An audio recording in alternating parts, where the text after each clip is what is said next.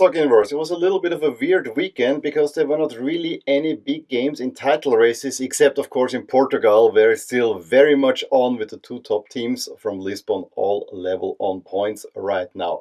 But other than that, the weekend was more characterized by the fight for like a last Champions League spot or for Europa League spots and so on and so forth. Kind of a little bit of a breather just before the big break and everything gets hot again. Maybe the scheduling was on purpose this way between two big Champions League ties. I decided to wear this Stade de Reims jersey because Keito Nakamura, former Lask scored 2 goals for them, making me quite happy and rounding out a really nice weekend for my favorite teams with Lask winning and also Milan winning. But for those, I refer to the dedicated review videos. But talking about the 6 other leagues, and let's get started as usual in the Netherlands.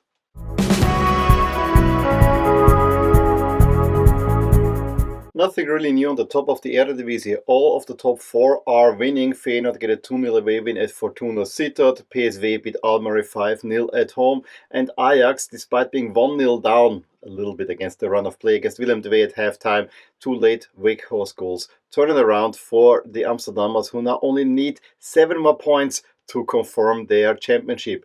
Also interesting is that Utrecht's position in 4th is relatively safe because all the teams below them did not win.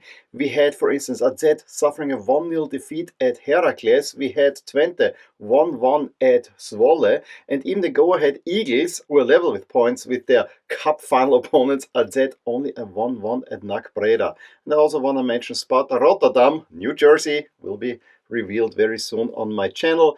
Win 3-1 against Heerenveen. They have been in relegation trouble not too long ago. Now they're level on points with their opponents and in earshot of a playoff spot for Europe.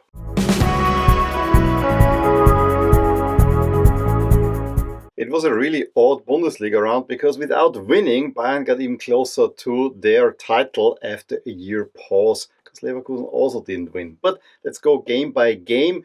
And Leipzig actually solidify also their claim for the 4th Champions League spot by beating Wolfsburg 3-2 away from home, taking really advantage of Wolfsburg's rather bad form as of late. Leipzig had a 3-2 lead early in the second half through a panda and a brace by Xavi Simons before Fischer and Skov Olsen pulled 2 back, but in the end they hold on. Freiburg meanwhile have all the eyes set on Europe as well, getting a 2-1 away win, a comeback win at Borussia Mönchengladbach. They gave Gladbach the lead through Günther Ongol, but Osterhage quickly thereafter equalizes, and then in the 90th minute it's Manzambi who gets the 3 points for Freiburg.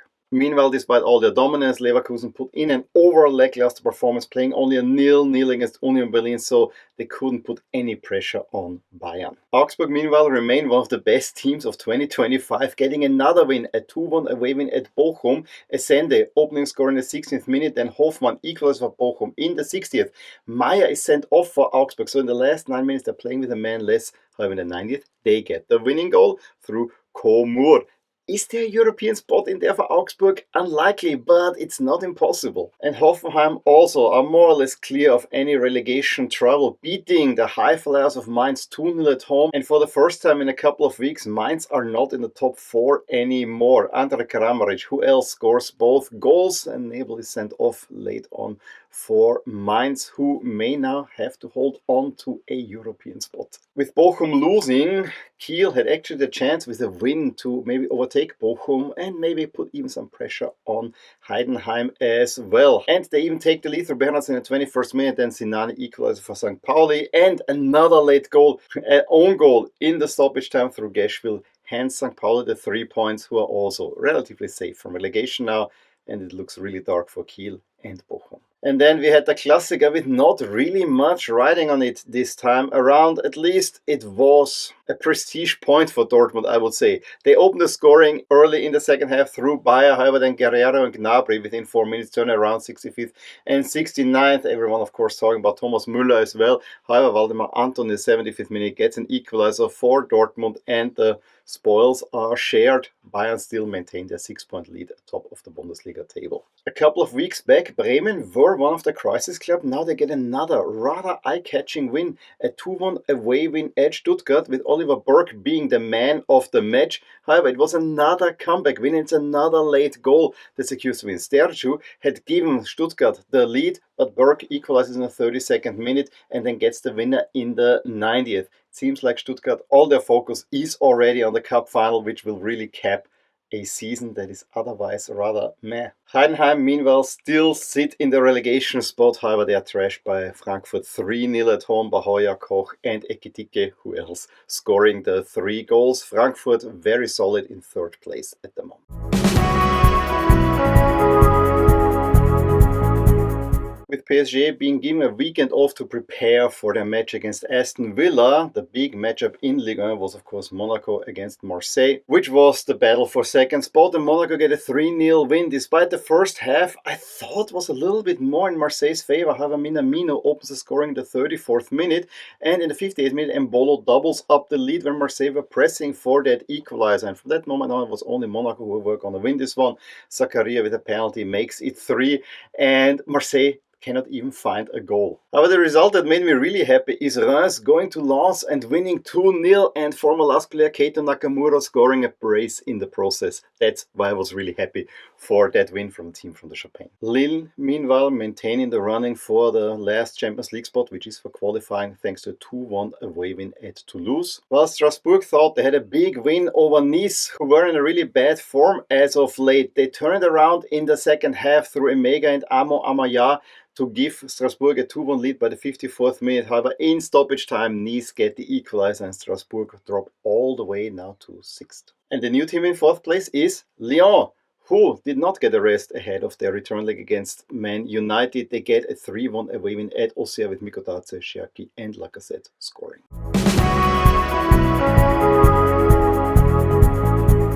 In the midweek, Benfica also played the first leg of the semi-final against 4th tier Tirsense, and they get an easy 5-0 away win from home and are very much set on meeting their city rivals in that final.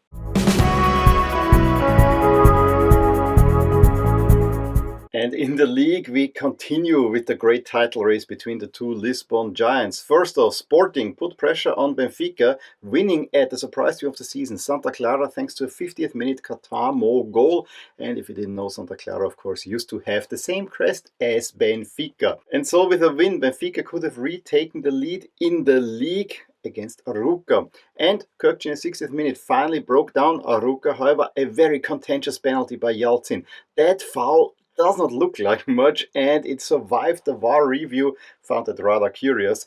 Yalcin converts 72nd minute, scores are level again. But Pavlidis, who else, reestablishes lead just 5 minutes later. Benfica cannot double up that lead, and so it goes into stoppage time, where Weversen in the 95th minute equalizes with a really beautiful shot after having just come on in the 83rd minute. But not only the title race is interesting, we also have some nice battles for 3rd and 5th place. Braga beat AVS 4-1 at home, and so Porto's 1-0 away win at Casa Pia was not enough to draw level with their local rivals. And also Vitoria, thanks to Sporting's win over Santa Clara, could now claim 5th spot thanks to a 1-0 away win at Gil Vicente.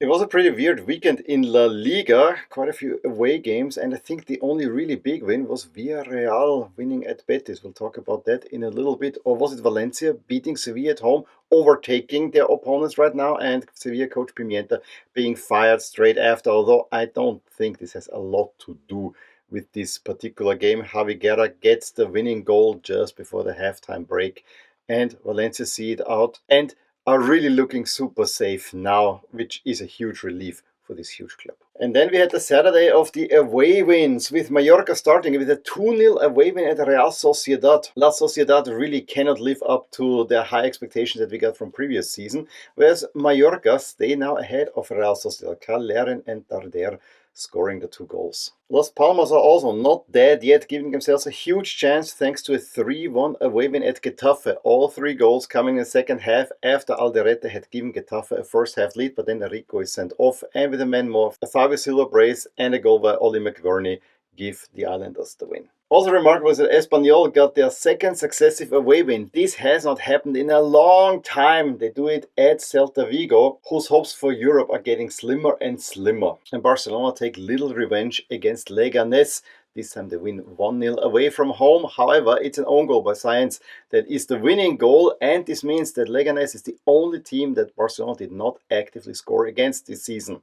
Pretty remarkable stuff. Osasuna are also seemingly finding a turnaround at the right time of the season, with Girona getting dangerously close to relegation. Osasuna win it 2-1. Thanks to Barcelona winning the day before, Real Madrid faced a must-win scenario at Alaves, who are also battling against relegation. And Camavinga opened the scoring in the 34th minute. However, 4 minutes later, a really awful tackle. Mbappé sees him sent off with a straight red card. However, the game then ebbed and flowed. Was really not much to talk home about. Parity on the pitch is reinstalled in the 70th minute. Sanchez is getting sent off, and Real Madrid hang on to those valid 3 points. And then we had a huge matchup for 5th spot between Betis and Villarreal. And given recent form, you thought that Betis are this high-flying team, and Villarreal kind of up and down, up and down, up and down. Well, they were definitely up. Betis, though, took a lead already in the 3rd minute with a long-range shot by Ruibal. That honestly, I think that the keeper could do better. However, Barry in the 26th equalized, and right after half, Perez gets the go-ahead goal, and then it was valiant defending by Villarreal, who hold on to these 3 points. They have a game in hand also. So Betis probably will be stuck in 6th place. With the Europa League return leg looming large, Athletic Club had to manage their strength a little bit and found themselves down thanks to a assist goal after a parried penalty in the 37th minute. However, Sunset with a penalty equalizes. He also gets the 3rd goal, and Nico Williams, of course, also getting in on the action. Athletic Club sitting relatively safe for now in a 4th spot. And on Monday evening, Atletico Madrid kept their very slim hopes for a championship alive thanks to a rather eventful 4-2 home win over Valladolid.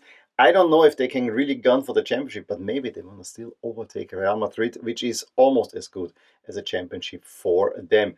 However, Valladolid gave them a real fight. Silla in the 21st minute opened the scoring with a penalty. However, Alvarez equalizes also with a penalty, and then just 2 minutes later, Giuliano Simeone with a great shot makes it 2-1. Sanchez then with a deflected free kick gets the equalizer for Valladolid again, and then Julian Alvarez with another penalty. 3 penalties in that game. And of course, Alexander Sorloth also getting in on the action. 3 points for Athletic.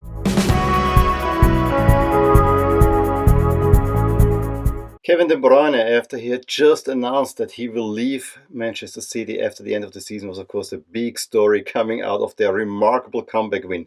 Crystal Palace dominated City, should have led by more than the 2 goals by Eze and Richards. However, then it's a Kevin De Bruyne free kick in the 33rd minute, and everything turned City's way.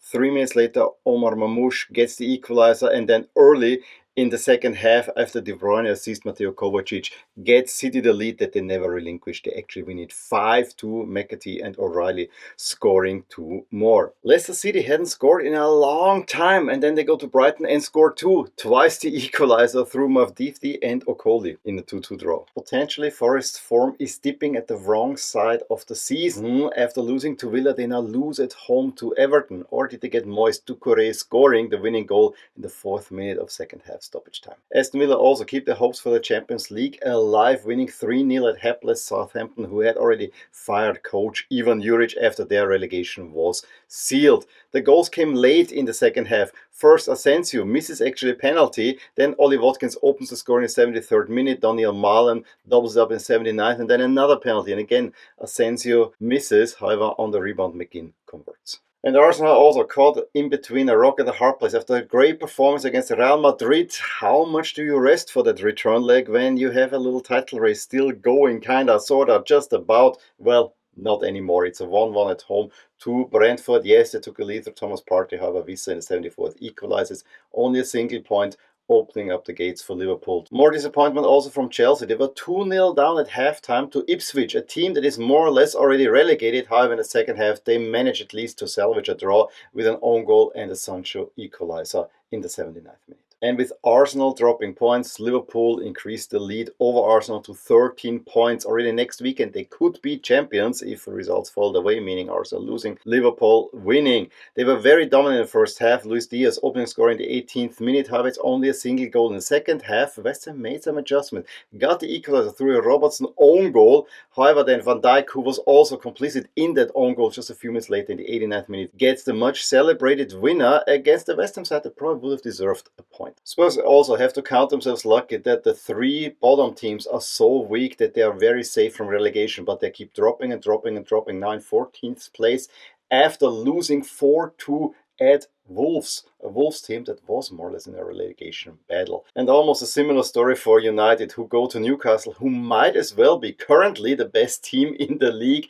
and lose 4-1. Tonali opening the scoring or in the 24th minute, 37th minute, equalized by Garnacho. However, in the second half, it's Javi Barnes who scores a brace and Bruno Guimaraes adds another one. United, this time also without Onana, really looking hapless and are sitting just a place above Spurs. But for both teams, Europa League still a possibility. And thanks to first minute Semenyo goal, Bournemouth end their losing streak and beat Fulham at home 1-0, thus drawing level and overtaking the Cottagers. However, it will be a tough task for either of these teams to make it into Europe unless other results keep falling their way.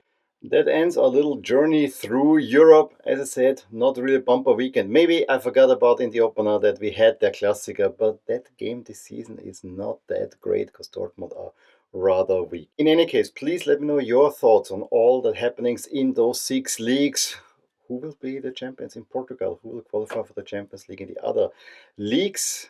Drop a line below. Give me a thumbs up if you enjoyed this video. Subscribe to my channel if you want to see more videos like these. I will talk to you soon about more things in my soccer universe. Bye! Hey there! I really hope you enjoyed this video, and if you did, here are some videos and playlists that you may enjoy too. Also, please consider subscribing to my channel and hit the little bell icon so you get notified whenever something happens in my soccer universe. And with that, have a wonderful day. Bye!